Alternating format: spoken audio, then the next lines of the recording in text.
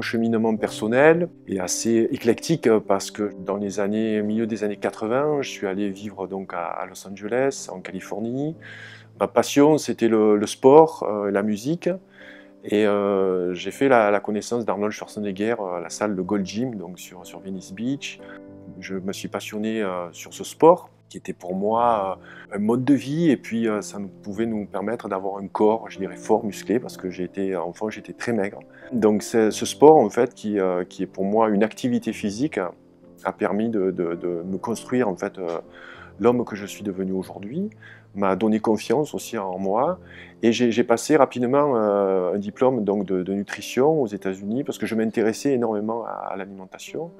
Et il se trouve que tout ce que j'ai appris, je dirais, il y a 30 ans, aujourd'hui est erroné. En fait, j'ai changé mon mode alimentaire depuis 4 ans et j'ai abandonné notamment le lait, la viande, parce que j'ai vu dans les élevages industriels, dans les abattoirs, des choses que j'aurais pas dû voir, qui m'ont profondément bouleversé, et qui m'ont fait comprendre que ces aliments n'étaient pas indispensables, un, à notre santé, deux, au niveau de nos performances, ne nous rendaient pas plus forts, et en fait, étaient des aliments qui étaient devenus toxiques dans le temps, puisque nos animaux aujourd'hui reçoivent beaucoup d'antibiotiques, de vaccins. Donc en fait, on consomme une viande toxique, celle qui provient des élevages industriels. Ensuite, j'ai travaillé avec mon père. Ici, je suis revenu en France, donc j'ai travaillé avec lui dans l'imprimerie. Ensuite, j'ai créé un groupe de communication. J'ai créé un label musical. J'ai été producteur. J'étais dans le divertissement, dans ce monde de l'image, de l'amusement, dans le monde aussi de la publicité, qui est pour moi le côté obscur de la force. C'est faire consommer en fait des choses que l'on n'a pas forcément besoin. Donc, certes, j'ai vécu une belle vie, mais à un moment donné, j'ai senti que j'étais pas à ma place dans cette vie. J'ai connu des personnes qui étaient en fait des personnes malfaisantes dans les affaires. J'ai connu un choc professionnel, parce que j'ai tout perdu en fait du jour au lendemain. J'ai dû fermer toutes mes sociétés, 20 ans de travail. Sur ce, mon papa est mort d'un cancer. Tout comme mon grand-père, il y a plus de 20 ans, mon oncle, mon parrain, donc je voyais des morts tout autour de moi. Et puis une espèce de mal-être dans la vie que je vivais, qui était une vie entourée de personnes du show business, à Cannes, lors du festival de Cannes, des Energy Awards, donc un monde de paillettes. J'étais pas très à l'aise en fait. Et la vie m'a fait comprendre que c'était pas ma place. Et donc j'ai rencontré la femme qui partage ma vie aujourd'hui, qui est Valérie, qui, lorsque j'avais un genou à terre, elle m'a dit « relève la tête », elle m'a tendu la main, elle m'a dit « maintenant il faut qu'on aille de l'avant et on va faire des choses que l'on aime, des choses qui sont positives ». Et je vis une nouvelle vie aujourd'hui. J'ai réussi à renaître en partant aussi de France. J'étais assez en colère contre mon pays, la mentalité de mon pays, etc. On a vécu ensemble pendant 5 ans au Canada, qui est une terre formidable pour, je dirais, pour renaître, pour être au contact aussi avec la nature, puisqu'on a vécu 2 ans dans les bois, dans un tout petit village qui s'appelle Saint-Élie-de-Caxton, en Mauricie, où on a vécu assez isolé, puisque notre premier voisin était à des kilomètres. On a vécu dans une vieille demeure, chargée d'histoire. Et lorsqu'on y est rentré, on a senti... surtout ma femme, qui est vraiment beaucoup plus connectée que moi, a senti vraiment de très belles énergies dans cette maison. Et la maison aussi compte beaucoup dans l'écriture du livre. Par exemple, le titre « Hit » m'est venu en rêve, en fait. Et ensuite, « Chronique d'un fauve dans la jungle alimentaire » également, ça m'est venu un matin, donc en rêve. Et la maison a été, je pense qu'elle nous a fortement inspirés. Alors, je ne sais pas d'où ça vient. En tout cas, on a vécu 2 ans assez extraordinaires dans cette maison. On s'est reconstruit. On est revenu en France, vraiment le cœur en joie, parce qu'on avait terminé le livre, on savait que ça commençait à très bien marcher en France. Et on est revenu en janvier 2014, on a commencé à faire les premières conférences, comme un stand-up, en fait, une forme de théâtre, pour délivrer en fait, notre message. En fait, ça a beaucoup plu, il y a eu énormément de monde, on a fait le tour de France plusieurs fois. Et là, je me dis, waouh, la France, c'est quand même un pays extraordinaire. C'est super beau, il y a de super belles régions. On a des marchés paysans, donc moi aujourd'hui l'alimentation fait partie de ma vie, hein. Et on a rencontré des gens extraordinaires dans toutes les régions de France. On a commencé à constituer une espèce de maillage et on s'est rendu compte là qu'en France il y avait vraiment quelque chose qui se passait au niveau de l'alimentation. Il y avait une espèce d'énergie, de volonté, et on est persuadé que la France est au cœur de ce changement qui est en train de s'opérer. Cette prise de conscience, et notamment le fait de choisir ce que l'on mange. Je me suis aperçu que choisir ce que l'on mange, c'est très important. On fait acte de résilience, on reprend de l'autonomie.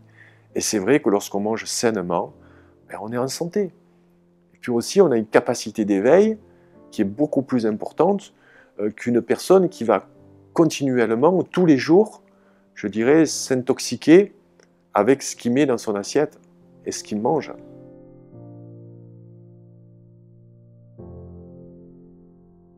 Mon mode alimentaire avant mon changement, que j'ai continué quasiment pendant 30 ans, là j'ai 50 ans cette année, j'ai commencé à vraiment m'alimenter, j'avais 18 ans lorsque j'étais aux États-Unis, donc il y a plus de 30 ans. Je mangeais beaucoup de poulet, donc de volaille, du poisson, je consommais beaucoup de laitage, des fromages blancs par exemple en quantité. Pour faire du muscle, lorsque tu fais un sport tel que la musculation, tu vas détruire tes fibres musculaires. Donc pour les reconstruire, tu les reconstruis avec de la protéine, bien entendu. Je mangeais aussi beaucoup d'hydrates de carbone, c'est-à-dire de glucides complexes, des pâtes, du riz. Je consommais également des sodas. Alors moi, j'ai connu l'apparition aussi des fast-foods. C'est-à-dire en France, quand j'étais adolescent, les fast-foods n'existaient pas. Lorsque je suis allé aux États-Unis, j'étais chez Taco Bell, j'étais bien sûr dans les McDo, les Burger King. En plus, il n'y en avait pas en France, donc tous mes copains me jalousaient parce que j'étais, tu vois, je leur montrais les Burger King et tout. Je dis waouh, regardez, c'est fantastique, tu vois, ces gros machins qui étaient savoureux. J'adorais ça à l'époque, les KFC aussi. Donc j'ai consommé vraiment beaucoup de merde, quoi. Bon, c'est vrai que je me suis constitué un physique solide, mais j'étais fatigué et puis je commençais à avoir des petits soucis de santé, notamment au niveau de la digestion. J'avais beaucoup de ballonnements, je digérais assez mal, donc je n'étais pas forcément bien dans ma peau, j'avais un sommeil qui n'était pas réparateur. Je commençais à me blesser de plus en plus, notamment au niveau articulaire. Ben, bien sûr, je mangeais forcément beaucoup de produits laitiers, donc ça fragilise les articulations. Et j'ai mangé énormément de compléments alimentaires. D'ailleurs, j'ai commencé à importer en France, à l'époque, j'avais une vingtaine d'années, une célèbre marque américaine de compléments sportifs, notamment à base de protéines. Donc j'ai consommé de la poudre de protéines, de lait, de whey, de caséine, donc qui est fait à base de petits laits et de lait, donc de vache. Dans ces compléments alimentaires, ben, il y avait des additifs, il y a des colorants. Donc j'ai mangé beaucoup de nourriture toxique. Et après, donc, lors de mes enquêtes, le choc a été quand même la viande, parce que la viande, j'ai arrêté du jour au lendemain. Et là, j'étais en panique. Je me dis, je vais perdre de la masse musculaire, donc tout le physique que j'ai construit pendant 30 ans, je vais le perdre du jour au lendemain. Effectivement, j'ai perdu pas mal de poids, j'ai perdu quasiment 15 kilos par rapport au poids que je faisais avant. Il a fallu que je me réhabitue à manger différemment. Et c'est là, en fait, où je me suis intéressé à l'alimentation végétale. Une alimentation dite alternative, parce qu'il n'y avait pas trop d'informations là-dessus. Je me suis rendu compte qu'il y avait pas mal de sportifs qui étaient végétariens, pas mal de sportifs qui ne consommaient pas de lait. Au Canada, j'ai trouvé des protéines végétales, non pas des protéines de lait, mais des protéines à base de pois, de riz germé, d'alfalfa, d'amarante, etc. Je mets l'accent sur les protéines végétales, parce que lorsque tu fais du sport, lorsque tu détruis ton muscle, il faut une alimentation un petit peu plus protéinée qu'une personne qui fait pas de sport traumatisant. Donc je cherche encore, je dirais, ces protéines végétales. Par contre, j'ai intégré la nourriture vivante. Et pour moi, ça a été une révélation. Lors de mes enquêtes, j'ai lu beaucoup de livres, je me suis rapproché de personnes compétentes dans le milieu médical, de biologistes, des gens qui étaient spécialistes de l'alimentation végétale, et j'ai compris que le précepte aussi de René Quinton, avec l'eau de Quinton, donc tout ce qu'on peut trouver dans la nature, qui va reminéraliser notre corps. Parce qu'en fait, on est en carence de minéraux. Lorsqu'on ne mange pas de nourriture vivante, on va avoir des minéraux qui ont été altérés par la cuisson, par exemple. Puis aujourd'hui, dans une alimentation moderne, on mange effectivement pas assez de légumes et pas assez de fruits. Donc où est-ce qu'on va trouver ces sources minérales qui sont la base et les fondements de notre corps? C'est ce qu'on appelle la micronutrition, tous ces micronutriments, donc qui vont nourrir nos cellules. J'ai appris aussi que le corps s'auto-guérissait. Pour moi, ça a été une révélation. Pourtant, c'est tout bête. Lorsqu'on se coupe, notre corps se répare tout seul, il se cicatrise. Les cellules se régénèrent.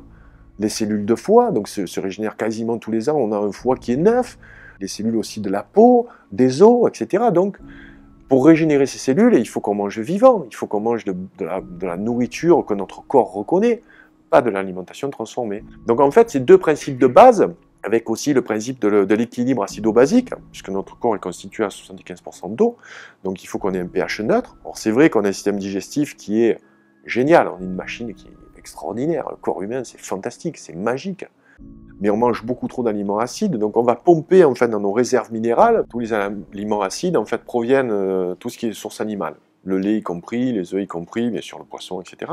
Tout ce qui est céréales, donc le sucre, le café, donc toute cette alimentation acide constitue quand même le gros de notre bol alimentaire.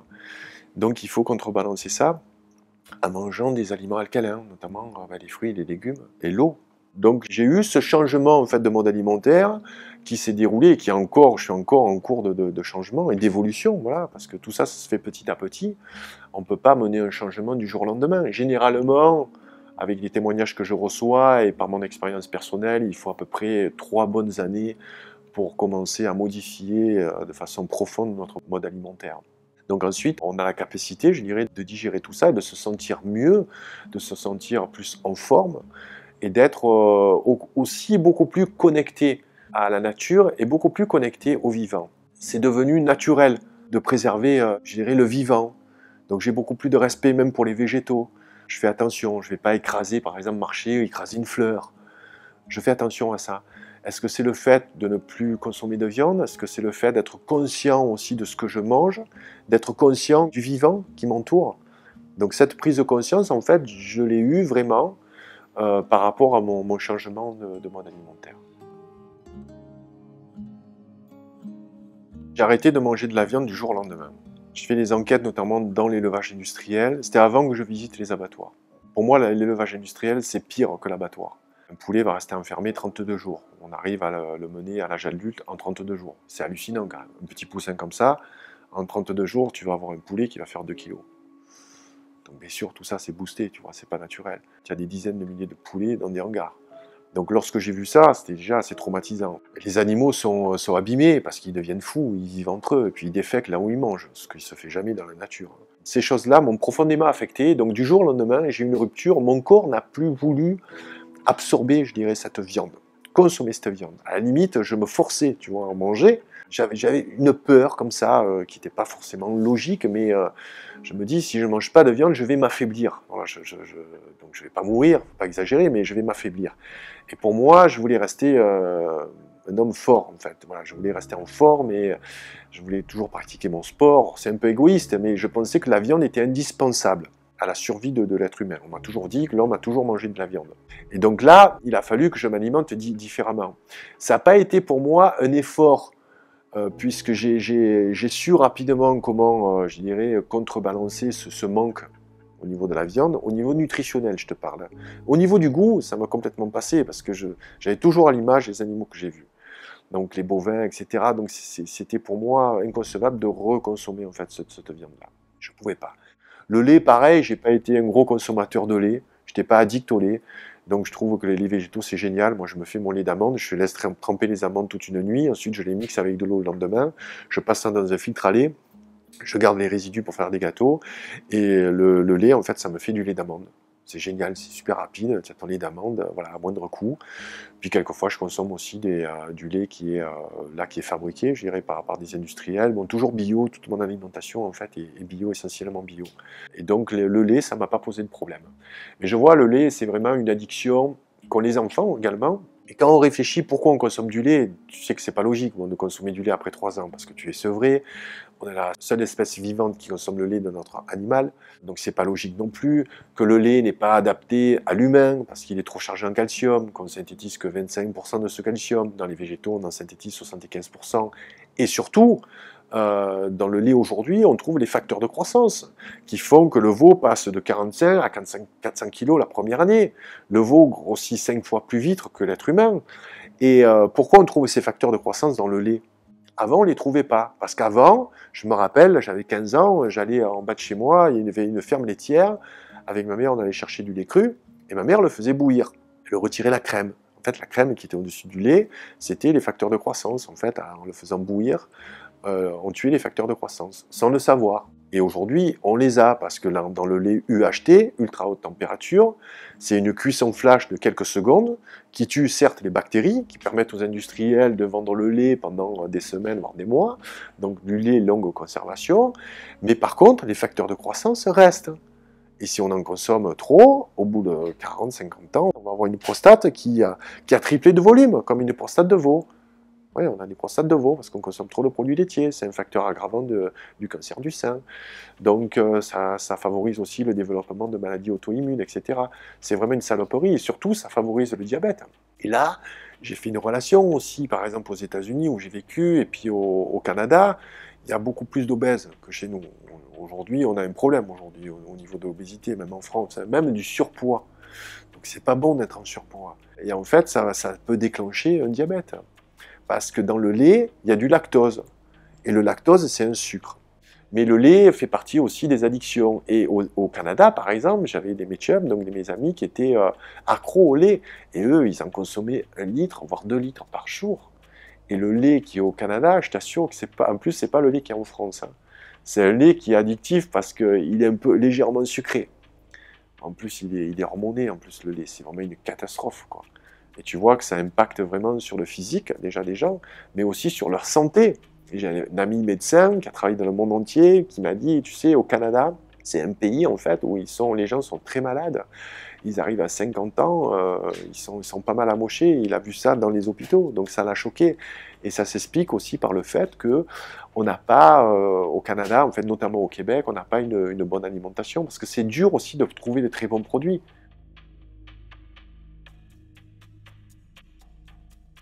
Il y a une désinformation aujourd'hui au niveau de la viande, au niveau du lait. Ça s'explique par le fait que l'industrie agroalimentaire est le premier secteur industriel français. C'est plus de 400 000 emplois, je crois que c'est 160 milliards d'euros de chiffre d'affaires, donc c'est le premier secteur industriel français. C'est puissant. Ces gens-là, en fait, financent des lobbyistes.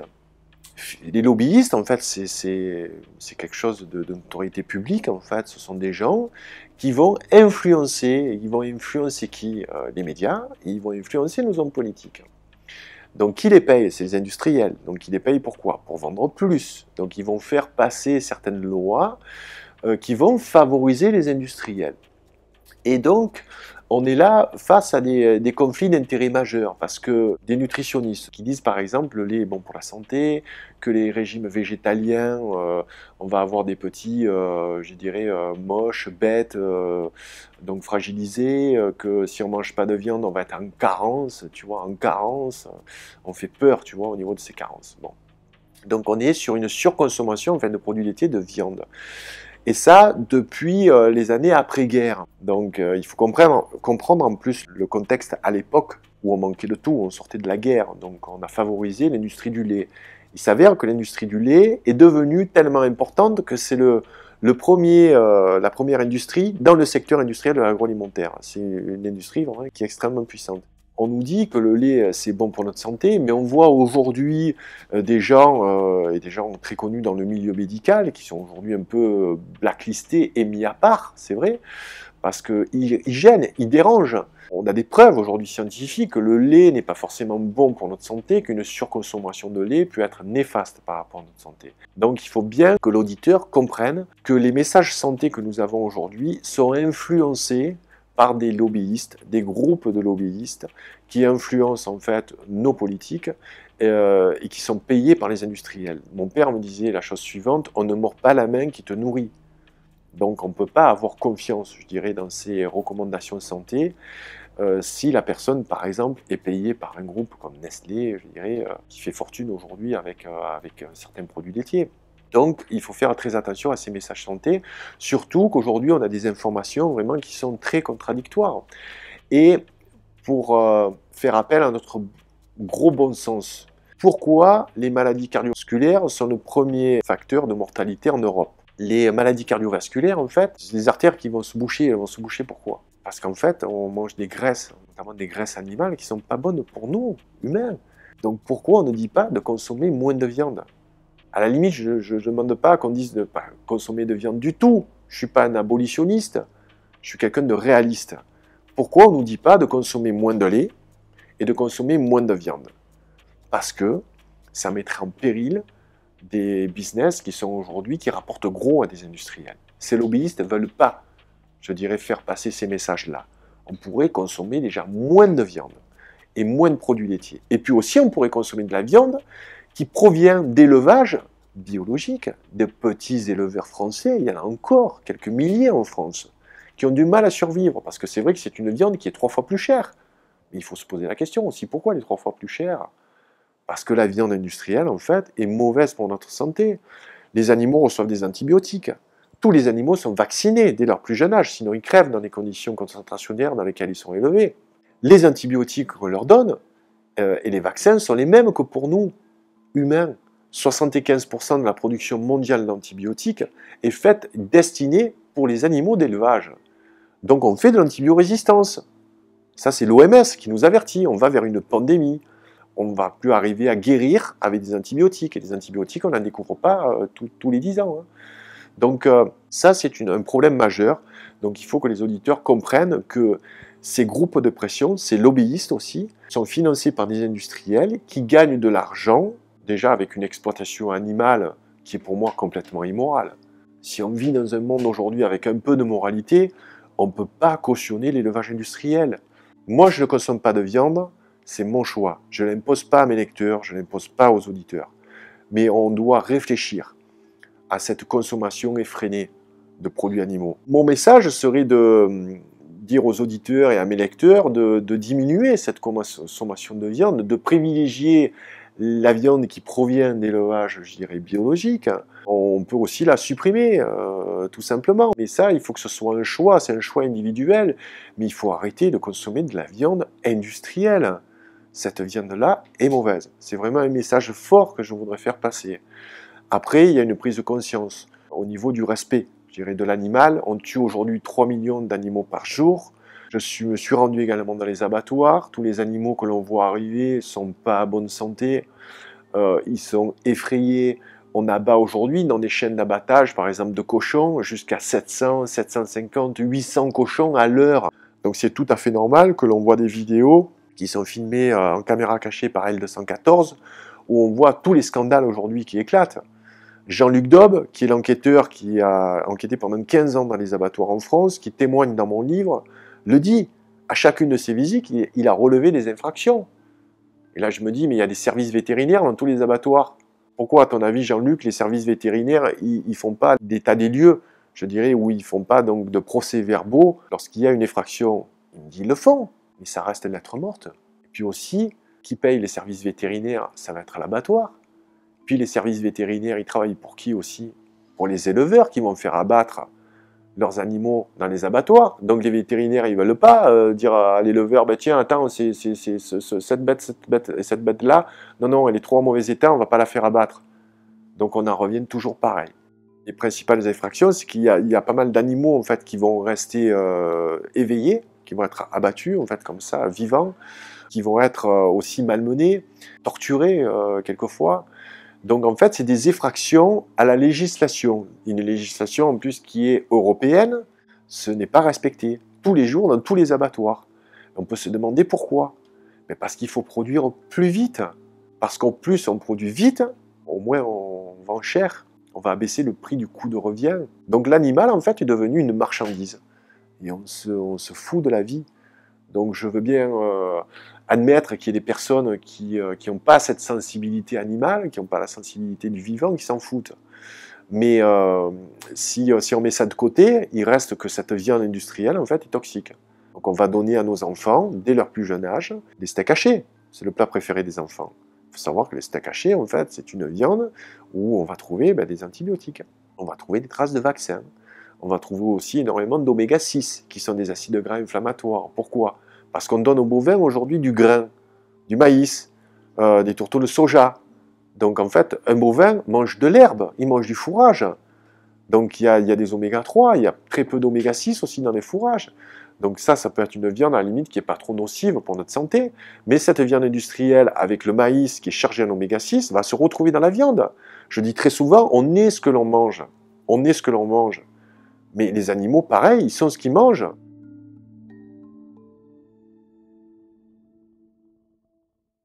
J'ai lu pas mal de choses au sujet justement des émotions que l'on mange. Il y a un auteur français qui est remarquable, qui a fait des études sur ce sujet, c'est Michel Odoul, qui dit que l'on mange en fait la souffrance. Donc il a fait une expérience avec des vers de terre en fait. Ça, on peut le retrouver sur Internet. Il a écrit des livres à ce sujet, en fait, on transmet en fait cette souffrance par la viande. La viande rend agressif, rend violent. Pourquoi? Parce qu'on mange des neurotransmetteurs. On vit dans un monde aujourd'hui extrêmement violent. Est-ce qu'il y a là un lien de cause à effet? Je dirais, il n'y a pas d'études vraiment à ce sujet. Moi, j'en ai l'intime conviction. Parce que avant, lorsque je consommais de la viande, j'étais beaucoup plus stressé. J'étais, je dirais, un petit peu pas violent, j'ai jamais été violent, mais je me mettais beaucoup plus en colère. Aujourd'hui, alors c'est vrai que c'est le fait aussi d'avoir vécu 5 ans au Québec, vécu 2 ans isolé dans les bois, dans une cabane, je suis revenu beaucoup plus zen. D'ailleurs, mes amis ne me reconnaissent pas par rapport à l'attitude que j'avais avant. Le fait de ne plus manger de la viande, je suis beaucoup plus apaisé. C'est pas pour ça que je peux pas me mettre en colère, hein. J'ai pas perdu, je dirais, la niaque. Je suis beaucoup moins fatigué au niveau de mon système digestif. Parce que lorsque tu manges la nourriture qui ne te correspond pas, que ton corps ne reconnaît pas, en fait, tu vas dépenser quasiment 50% de ton énergie vitale à digérer les aliments. Si tu consommes une alimentation qui est saine, tu vas avoir une digestion qui est beaucoup plus facilitée, un transit qui est bien meilleur. Donc en fait, tu vas être moins fatigué. Ça aussi, on peut en faire l'expérience. Lorsqu'on fait des gueuletons pendant les fêtes de fin d'année, par exemple, ou des anniversaires ou des soirées, on mange beaucoup, à midi notamment. L'après-midi, on est out, on fait la sieste, tu vois, on est repu, tu vois, tu as un coup de barre. Le coup de barre, il provient d'où? Il provient que l'énergie vitale va se mettre au service de la digestion. Et lorsque tu manges, ne serait-ce que tu manges beaucoup de végétaux, tu manges une alimentation qui est plus adaptée, où tu peux boire des jus de légumes par exemple, après un jus de légumes, tu n'as pas un coup de barre. Prends n'importe quelle boisson sportive ou énergétique, tu verras qu'une demi-heure après, tu vas avoir un coup de barre, parce que tu vas avoir cette montée d'insuline. Et donc tu vas avoir aussi tout cet effort digestif qui va être allégé. Et ça, c'est un intérêt, notamment par rapport aux sportifs, puis même dans la vie de tous les jours. Quand je dis un chef d'entreprise, mais si vos salariés en fait mangent, et même vous mangez, je dirais, à la cafétéria de l'entreprise, l'après-midi, les gens sont moins performants. Donc aujourd'hui, qu'est-ce qui prévaut? C'est la performance, il faut être le meilleur, tu vois, il faut marcher sur les autres et tout. Bon. Donc pour être performant, il faut manger sainement. Tu vois, j'essaye d'adapter mon discours aux besoins de chacun. Mais c'est vrai que le fait de ne plus consommer de viande aujourd'hui, j'ai trouvé une attitude beaucoup plus zen. Je suis beaucoup moins en colère, en fait. Donc, j'en tire mes propres conclusions. Peu importe, en fait, son choix alimentaire, déjà, on ne peut pas l'imposer à l'autre. Il faut être quand même conscient que personne ne détient la vérité, il n'y a pas de mode alimentaire idéal à l'humain, ça dépend où on vit, ça dépend de notre génétique, etc. Il y en a qui sont sous-vitalisés. Bon, il y a pas mal de facteurs qui font qu'il n'y a pas de mode alimentaire idéal. Donc, j'ai très bien écrit dans mon livre, j'ai toujours été contre le fait de classer quelqu'un, de le mettre dans une case par rapport à son mode alimentaire. Et ça ne fait qu'attiser, je dirais, les incompréhensions. Et donc les petites guéguerres qu'on trouve sur les réseaux sociaux, même dans une conversation, on dit on mange pas de viande, d'un coup on monte dans des débats, etc. Bon. Donc j'ai jamais utilisé en fait ce terme-là, et je trouve qu'il faut que chacun trouve sa voie, que chacun mange ce qu'il a besoin en fait, mais qu'il comprenne aussi ce qu'il mange et les aliments qu'il consomme. Mais pourquoi c'est un sujet extrêmement sensible? Parce qu'en fait, la viande, c'est pas un aliment comme un autre. C'est pas une mousse au chocolat, quoi. C'est pas un fruit. C'est pas quelque chose qui nous a été donné naturellement par un végétal, tu vois, ou qui a poussé dans la terre. Manger de la viande, en fait, c'est être conscient qu'on a sacrifié, en fait, la vie d'un animal qui était vivant. Donc on l'a abattu pour satisfaire nos besoins. Il faut être conscient de ça. Il y a des gens qui tuent aussi par nécessité. Ça peut être aussi certaines tribus. Donc ça, c'est les pro-viandes qui disent « Ouais, on a toujours mangé de la viande, regardez les Inuits, ils mangent des phoques, etc. » Bon, aujourd'hui, là, on vit en Provence, on n'est pas des Inuits, tu vois. On a un autre choix alimentaire aujourd'hui. C'est-à-dire qu'on peut évoluer, quand même. L'homme évolue au niveau de sa conscience, au niveau de son physique, de ses capacités, au niveau de la technologie. Pourquoi on ne ferait pas évoluer notre mode alimentaire? Pourquoi on a peur aujourd'hui de se dire, bah, tiens, je vais supprimer certaines, voilà, peut-être les viandes, ou les mammifères, ou je vais après supprimer la volaille petit à petit, tu vois, ou je vais arrêter le poisson. Il y a des choses qui ne sont pas indispensables à notre survie, ou alors en petite quantité. Je ne comprends pas pourquoi on ne fait pas cet effort-là. Pourquoi on a peur de ça? On n'a pas à avoir peur. Là, je vois récemment, j'ai vu, ça me fait plaisir parce que c'est Arnold Schwarzenegger qui, avec James Cameron, ils ont fait un petit clip à la mode d'Hollywood où ils ont appuyé la décision que la Chine a donné en fait une impulsion à ses citoyens de consommer moins de viande, de réduire leur consommation de viande. The number one thing that you can do is to just stop eating or cut down on your consumption of meat and dairy. Meat and dairy are not good for your body, and they're not good for the environment. If they tell you to eat more meat to be strong, don't buy it. What China's doing right now with this announcement of trying to reduce meat by 50%, you just have to respect that. I mean, that's a leadership position. International cooperation to solve global problems. We have to see the world as one world. Excellent, cut! Well, can I say, don't buy it? Now we got that. Or what about that line, I'll be back? We did that already. Pourquoi on ne ferait pas ça en France en disant, écoutez, on consomme trop de viande, trop de produits laitiers, ça crée des facteurs d'obésité, ça crée des facteurs de maladies cardiovasculaires. Bon, allez, diminuons de moitié notre consommation de viande. Tu aurais des entreprises et des sociétés qui ne sont pas du tout d'accord avec ça. Pas du tout. Et en fait, on pourrait être beaucoup mieux en santé. Tu sais, quand j'ai fait des recherches, parce qu'on m'a toujours dit, l'homme a toujours mangé de la viande. Ok, je note ça. J'ai fait des recherches, et j'ai trouvé déjà que des gens comme Hippocrate, que ton aliment soit ta médecine. Tous les grands penseurs grecs étaient végétariens. C'était beaucoup moins facile qu'aujourd'hui en plus. Albert Einstein était végétarien. Il dit que le végétarisme peut sauver en fait l'humanité et la planète. Parce qu'il y a des causes aussi, des facteurs de désastres écologiques suite à une surproduction de bovins. Et puis il y a également, lui c'est mon préféré, Charles Darwin. Bon, on peut adhérer ou pas à la théorie de l'évolution, ok. Charles Darwin dit vraiment précisément que l'être humain, en fait, a un système digestif de végétarien. C'est vrai qu'on a des preuves au niveau de notre anatomie, puisqu'on a des intestins qui sont très longs, comme les intestins des végétariens. Les intestins des carnivores sont très courts pour éjecter la viande. La viande, en fait, nous, on la cuit. Donc, il y a toute une logique par rapport à ça. Pour moi, c'est évident. Mais il faut bien avoir conscience, en fait, il faudrait que les auditeurs aient conscience de ça, c'est que c'est la première fois dans notre histoire qu'on consomme des animaux qui ont été élevés en cage. Voilà, et moi je fais bien le distinguo entre l'élevage, je dirais, traditionnel, des petits éleveurs où les animaux sont élevés dans leurs conditions naturelles, tu vois, qui ne sont pas parqués dans des hangars et enfermés, donc qui sont élevés dans leurs conditions naturelles, qui mangent une nourriture adaptée à leurs besoins, par rapport à toute la viande industrielle. Et ça, ces animaux élevés en cage, c'est la première fois de notre histoire qu'on en mange. Et on est de plus en plus malade. Il faudrait qu'on se pose la question au niveau de notre conscience et au niveau de notre santé.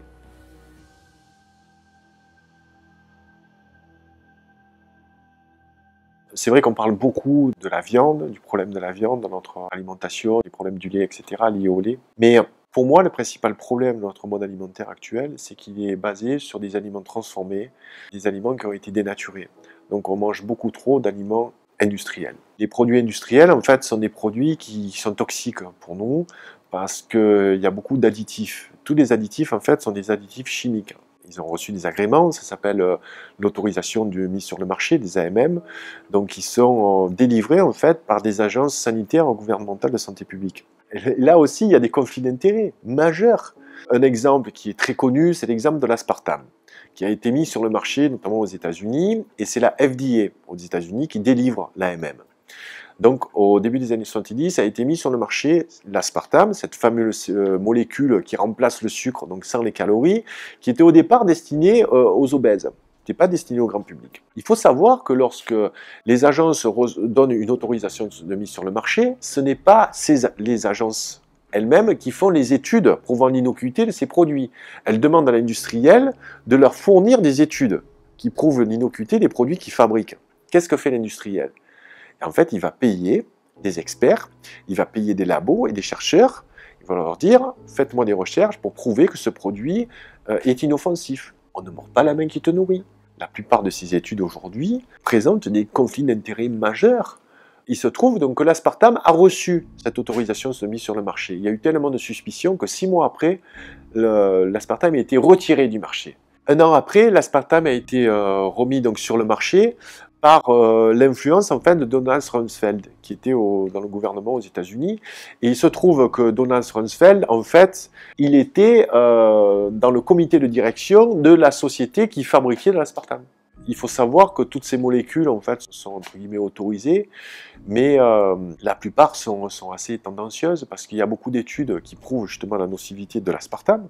Je peux parler après d'autres molécules comme le glutamate monosodique. En fait, c'est un exhausteur de goût qui est présent dans tous les bouillons cubes, par exemple, dans tous les plats préparés. En fait, ça amplifie le goût. Donc, bien sûr, en plus, c'est pas cher.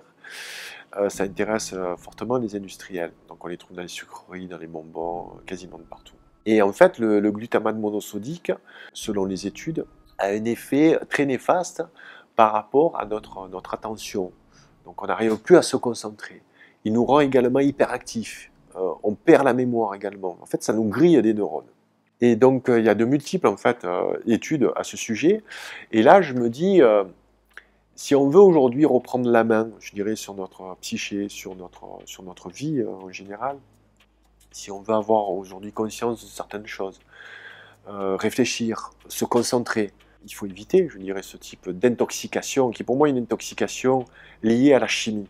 Et après la Deuxième Guerre mondiale, il s'est construit, je dirais, cette industrie agroalimentaire, donc ces industriels qui ont profité en fait d'un changement de société où la femme a commencé à travailler, où on n'avait plus le temps de faire les courses, plus le temps de faire la cuisine. Et ils nous ont proposé des plats préparés, des plats tout faits. Donc en fait, cette nourriture industrielle, aujourd'hui, est toxique par la présence des additifs alimentaires et aussi toxique par la présence des perturbateurs endocriniens. Et ça, les perturbateurs endocriniens, c'est un sujet également qui me tient à cœur. Ayant travaillé avec Pierre-Marie Martin, qui est un professeur émérite, qui a fait la première publication en fin des années 70, donc sur la découverte des perturbateurs endocriniens, qui sont des molécules toxiques que l'on fixe à vie, qui vont perturber notre système nerveux central, qui vont créer donc certaines maladies, et notamment l'infertilité, parce qu'on est de moins en moins fertile. On a un taux de spermatozoïdes qui baisse depuis les années 60. Pourquoi ? Par la présence des pesticides dans notre alimentation, dans l'air, dans l'eau. Il faut savoir que les perturbateurs endocriniens, on les trouve dans les pesticides, donc tout ce qui est phytosanitaire, pesticides, engrais, fongicides, etc. Dans les médicaments et aussi dans des plastiques. Dans les plastiques, par exemple, tous les plastiques souples, par exemple le BPA, le bisphénol A, donc on a entendu parler, notamment en France, dans la présence du bisphénol A dans les tétines de biberon. Tous les plastiques, en fait, notamment les plastiques que l'on chauffe, les monomères, en fait, où il y a les perturbateurs endocriniens, forment le liant du plastique, qui le rend souple. Et ces monomères sont perméables à la chaleur. C'est-à-dire, dès que le plastique est chauffé, les monomères vont se détacher en fait, du plastique et vont se retrouver dans les aliments. De suite, j'ai eu l'image, moi, du four à micro-ondes, qui faisait partie de ma cuisine. Et j'ai eu l'image de ces plats, en fait, que je mettais au micro-ondes, qui étaient, en fait, des tupperwares, hein, pour ne pas citer la marque, mais bon, aujourd'hui, c'est le nom générique. Et donc, j'ai chauffé mes aliments. Donc, en fait, j'ai bouffé des perturbateurs endocriniens pendant quasiment 30 ans. Et chose que font la plupart aujourd'hui des gens, parce qu'il y a des fours à micro-ondes, il y en a quasiment dans toutes les cuisines. Donc, c'est aussi une vraie saloperie. J'ai demandé au professeur Martin, mais pourquoi les industriels ne nous avertissent pas ? Parce que le plastique, si tu le fais pas chauffer, si tu le détériores pas, si tu mets pas du citron, par exemple, des produits agressifs dans le plastique, il n'y a pas forcément de gros risques. Je dis pourquoi ces industriels ne disent pas, attention, ne faites pas chauffer le plastique. Et c'est là où il me dit, mais les industriels, ils se foutent de notre santé. Il faut que ce soit en fait le grand public qui tire la sonnette d'alarme. Et on a vu que les cas aujourd'hui se multiplient. Donc le vrai danger aujourd'hui par rapport à notre alimentation toxique, c'est la nourriture industrielle et c'est la viande industrielle. En fait, tout ce qui provient de cette industrie de l'agroalimentaire qui est devenue florissante en fait depuis les années 60.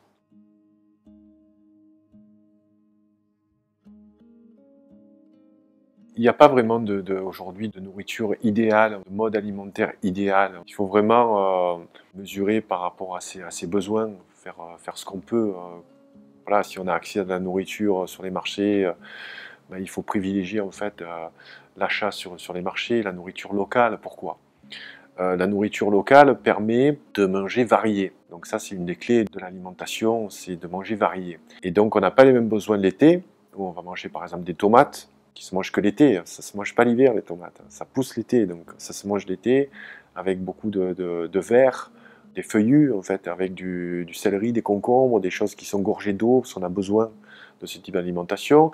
L'hiver, on va manger différemment, on va avoir des légumes racines, Donc plus des courges, des pommes de terre, les patates douces, etc. Parce qu'on a besoin de cette alimentation. Donc, le fait de manger local, d'aller s'approvisionner sur les marchés, auprès des paysans qui cultivent sans produits chimiques, permet d'avoir justement de diversifier son alimentation. Il faut s'informer par des sources indépendantes. Justement, éviter les conflits d'intérêts, avoir des sources différentes aussi, ne pas s'appuyer uniquement sur une personne qui va dire ça par rapport à sa propre expérience ou nous donner des indications. Il faut varier ces sources d'informations. Il faut aussi retrouver le chemin, je dirais, de la cuisine. Il faut réapprendre en fait à cuisiner. Pour manger différemment, il faut donc apprendre et puis tester. Et puis tester ses recettes, prendre du temps, prendre du plaisir aussi à cuisiner. Moi, ce que j'essaye de faire dans mon travail, c'est donner envie aux gens de prendre plaisir à faire à manger.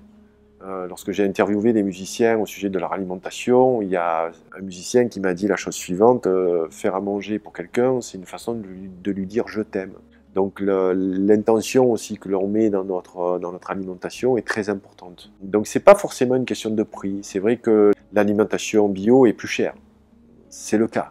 Parce qu'on produit moins, on produit donc en plus petite quantité, on a moins de subventions aussi. Il faut savoir que toutes les subventions européennes vont aux industriels. Donc on est moins subventionné, donc on va vendre un petit peu plus cher. Mais bon, c'est quoi, quelques euros. Alors c'est vrai que la viande aussi est beaucoup plus chère, la viande bio que la viande industrielle. Mais comme on va en manger moins, je dirais, on va se retrouver avec quasiment le même budget. Par contre, la problématique, donc ce n'est pas l'argent, mais c'est le temps. Donc il faut retrouver du temps, justement, pour s'informer, pour faire les marchés, pour faire la cuisine, et puis prendre du temps pour mastiquer. Mastication, c'est très important. On a 6 glandes salivaires dans la bouche. Le fait de mastiquer les aliments, ça va nous permettre de mieux les digérer. Donc ça va nous permettre aussi de déclencher le sentiment de satiété qui arrive lorsqu'on mange de vrais aliments, on mâche. On retrouve en fait ce goût en fait, qui était la nourriture originelle en fait, qui est à base de aussi pas mal de fibres, d'aliments fibreux, de vrais aliments. Donc on va manger moins. On va retrouver son poids de forme. On n'a même pas besoin de faire des régimes, ça c'est fantastique. On ne peut pas vivre ça comme des contraintes. Il faut que ça soit un changement profond. C'est un changement aussi familial. On ne peut pas le faire à titre individuel, à moins qu'on vive seul, je dirais dans son petit appartement.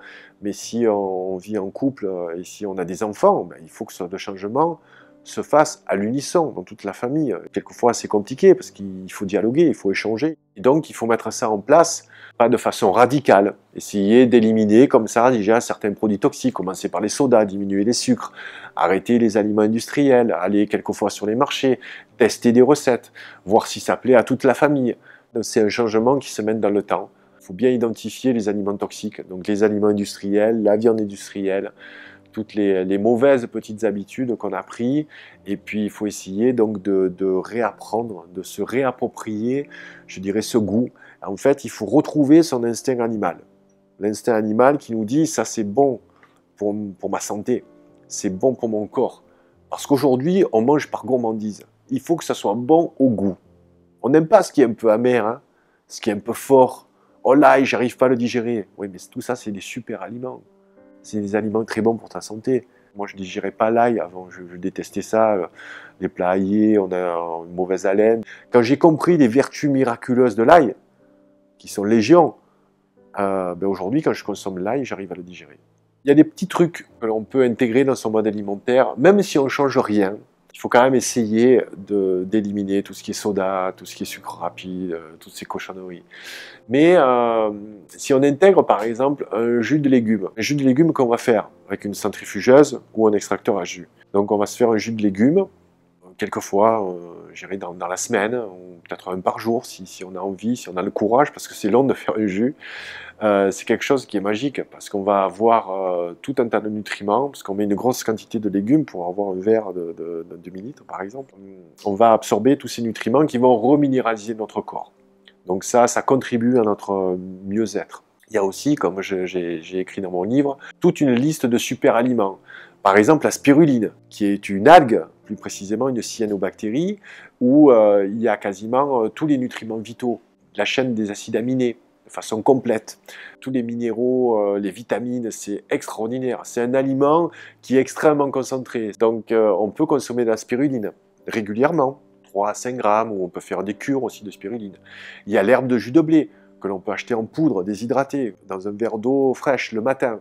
Il y a un petit réflexe santé qui commence à être assez connu, c'est on prend le jus d'un demi-citron ou d'un citron que l'on va consommer à jeun dans un petit peu d'eau tiède, dans une tasse d'eau tiède. Donc ça va nous permettre d'alcaliniser notre corps. Parce que contrairement à ce qu'on pourrait croire, le citron n'est pas un aliment acide. Il est acide au goût, mais quand en fait on l'absorbe, ça devient alcalin, ça alcalinise notre corps. Donc tu vois, ça c'est des petits réflexes santé. Il y a des super aliments qui sont par exemple tous les oléagineux. Les amandes, les noisettes, les noix de Grenoble, les noix de cajou, pas les bananes nuts, hein, pas les amandes cuites ou les cacahuètes cuites, non, ou torréfiées, non, des oléagineux qui sont crus, des amandes crues. Si on est un petit peu intolérant, ben, il faut les faire tremper toute une nuit, où on va activer la germination. La germination, qui est un peu le symbole de l'alimentation vivante, où là on peut faire germer dans sa cuisine, on peut avoir un petit potager, on peut faire germer en quelques jours, je dirais des pois chiches ou des graines d'alfalfa ou de tournesol ou de brocoli. On va avoir de la germination fraîche. Et ça, c'est des super aliments parce qu'ils sont très concentrés en nutriments vitaux pour nous. Tu as la miso également, qu'on produit aussi aujourd'hui en France, qui est plutôt un aliment, je dirais, des pays d'Asie. Donc c'est un aliment à base de soja fermenté, avec de l'orge ou du riz, et qui est fermenté pendant 3, 6 mois, voire plus. Et donc c'est une espèce de pâte qu'on va consommer sous forme de soupe, dans de l'eau tiède, ou on peut le consommer cru, sous forme de toast, avec un petit peu de germination dessus. Donc là aussi, ça va nous donner plein d'enzymes qui vont nous permettre de mieux digérer, qui vont renforcer notre système immunitaire. Donc ça, c'est des super aliments que l'on peut intégrer petit à petit dans son mode alimentaire. Tu as les fèves de cacao cru. Certes, ce n'est pas un produit local. Les fèves de cacao cru, c'est la fève qui est la plus riche en antioxydants. Donc c'est une fève qui est extrêmement puissante. On peut en consommer quelques grains, je dirais, par jour.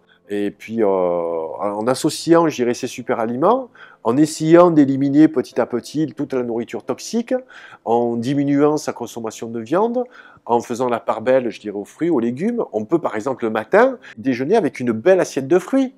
Mais on va rajouter des oléagineux.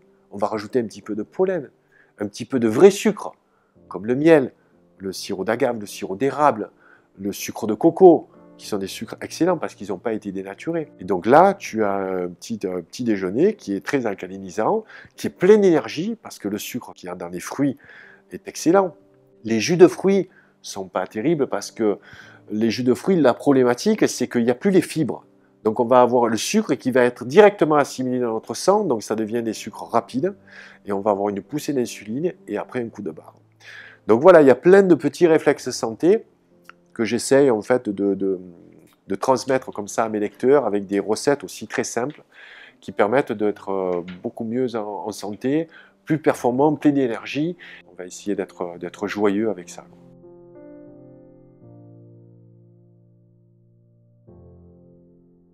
L'alimentation, ça peut être une addiction parce que dès notre plus jeune âge, par exemple, on est habitué au sucre. Le sucre va être synonyme de récompense. Une grand-mère, lorsqu'on a ses petits-enfants, on va acheter un petit Bounty, on va acheter un petit Kinder, on va lui donner un bonbon. Ah, c'est bien, tu as fait ça, tu as été sage aujourd'hui, tiens, une petite sucrerie. Donc, tout comme en fait avec nos animaux. On nous habitue depuis tout petit à ce que le sucre soit une récompense. C'est un réconfort. Et donc ça, plus grand, ça nous reste. Donc on va manger par exemple une petite gourmandise chocolatée, on va être mieux, ça va déclencher un petit peu de l'endorphine. L'alimentation, c'est une vraie addiction, c'est une addiction puissante qui fait lorsque on est mal dans son travail, lorsqu'on a des conflits, ou même on est mal dans son couple, on va reporter en fait notre mal-être et on va manger. Et donc on va manger, on va surconsommer et on va grossir. Et on va être encore plus mal. Voilà. Et donc tout ça, ce sont des causes profondes de mal-être, d'une névrose générale à cause de la société dans laquelle on vit aujourd'hui, qui fait que qu'on est souvent esclave de son travail. Souvent on travaille non pas pour gagner sa vie, mais pour payer sa vie, payer un crédit, pour payer un toit, un emploi qui ne nous rend pas heureux. Puis on peut avoir aussi des conflits, je dirais, dans son couple, dans sa vie personnelle. Donc tout ça, ça crée un mal-être. Et très souvent, on reporte ça sur de la nourriture. Il faut essayer, je dirais, de compenser tout ça. Donc l'alimentation, ça fait partie aussi d'un changement de vie. Et très souvent, lorsqu'on commence à mieux s'alimenter, à enlever les aliments toxiques, il y a plein de choses miraculeuses en fait qui arrivent. Déjà, on se sent mieux. Et quand on se sent mieux, ben, on va être un peu plus heureux. J'ai une petite pancarte sur ma porte, pensée positive, journée positive.